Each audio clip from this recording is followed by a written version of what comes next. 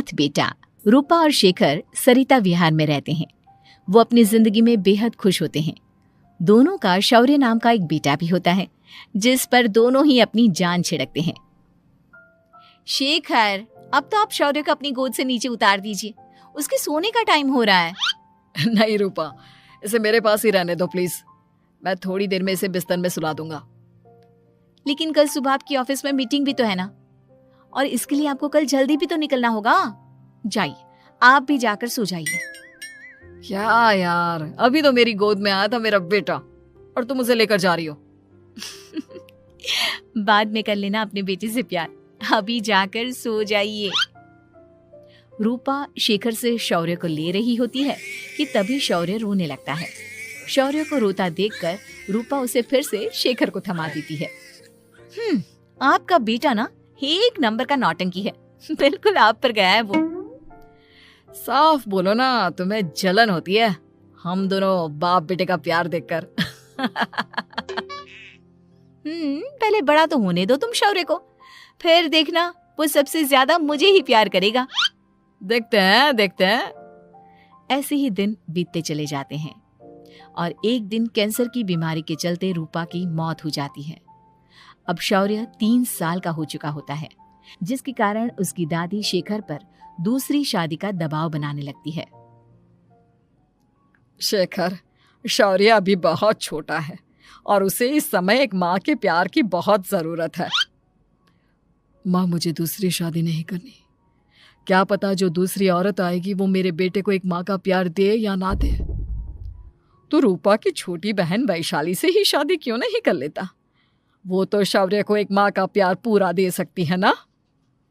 मैंने कहा ना माँ, मुझे दूसरी शादी नहीं करनी, और अपनी ही पत्नी की बहन से तो हरगिज नहीं। ऊपर से अगर रूपा देख रही होगी तो वो क्या सोचेगी?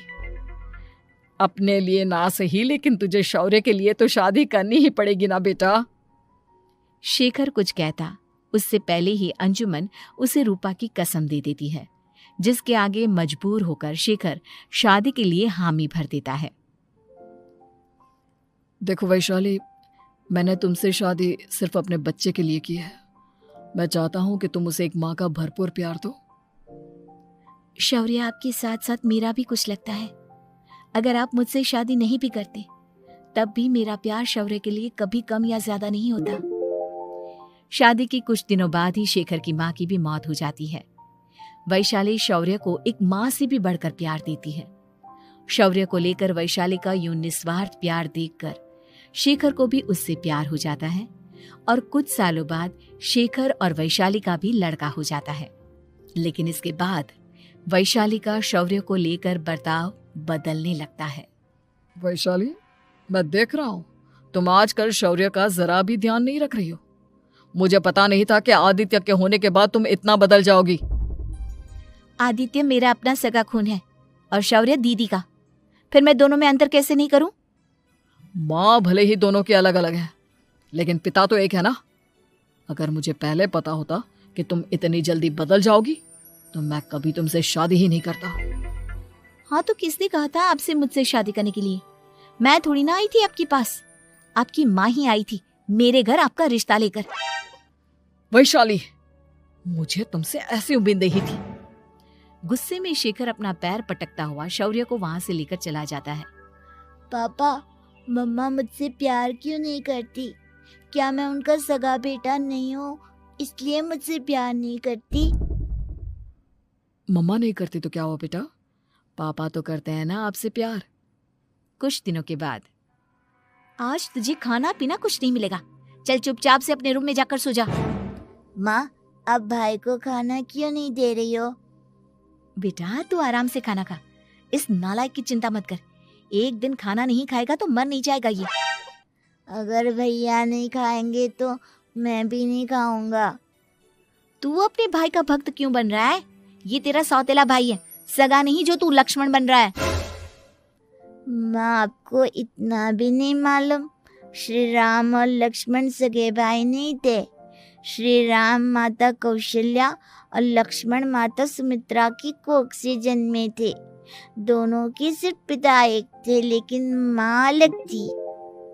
मुझे ज्यादा ज्ञान देने की जरूरत नहीं है, ये सतयुग और त्रेता युग नहीं है, समझे? हाँ यहाँ बड़ा भाई का चमचा।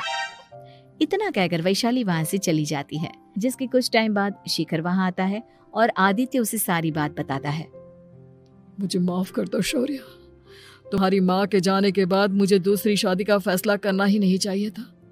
अगर मैं दूसरी शादी नहीं करता तो शायद आज तुम्हारी ये हालत ना होती।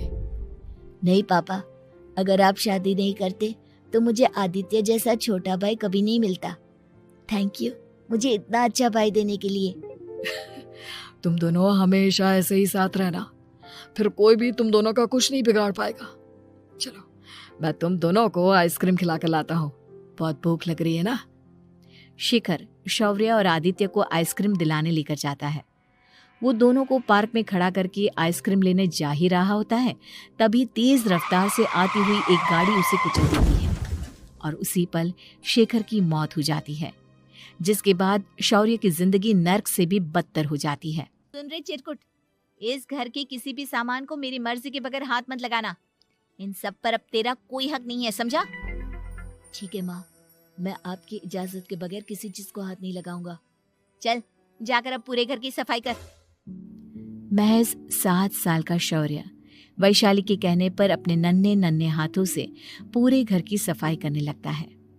ऐसे ही दिन बीतने लगते हैं, लेकिन मासी से माँ बनी वैशाली को उस मासूम से बच्चे पर जरा भी तरस नहीं आता।